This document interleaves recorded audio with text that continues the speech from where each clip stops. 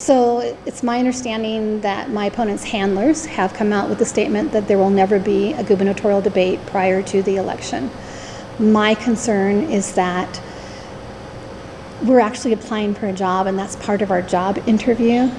People not only want to hear what you have to say, but they need to know that in an organic environment you can stand on your own 2 feet and think quickly. When we do forums, people give you the questions in advance. You come with a prepackaged answer. But when people give you questions that you have no idea where they're coming from, that gives you the opportunity to show people that you can think on your feet, that you understand the topic, and that you have a solution.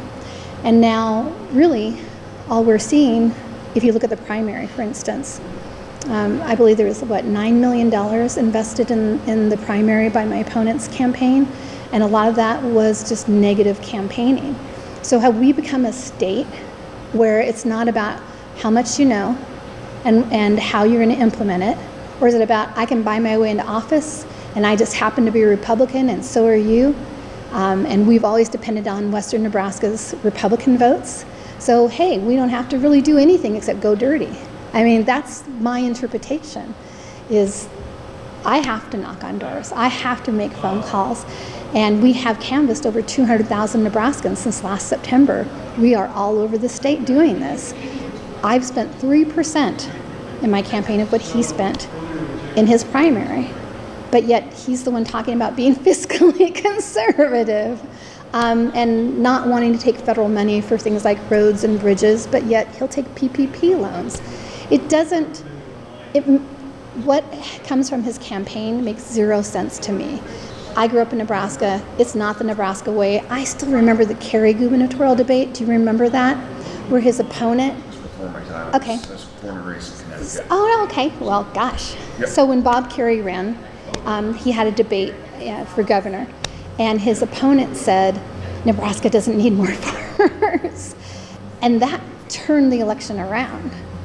Now, if you look at some of the statements that have been made by my opponent in other forums, I do understand why they may not want him to debate, but I think that's all the more reason. If he is so sure of himself and having millions of dollars, what's one debate to him? But I want to show people that I do understand the topics, that I do have solutions, and not once will they hear me talk rhetoric, because that's not how I grew up. That's not how politicians used to talk. They used to tell you how they were going to fix things, how they're going to gravel your roads and plow your snow, and right, because all politics are local. But I feel that it's really an insult to the voters.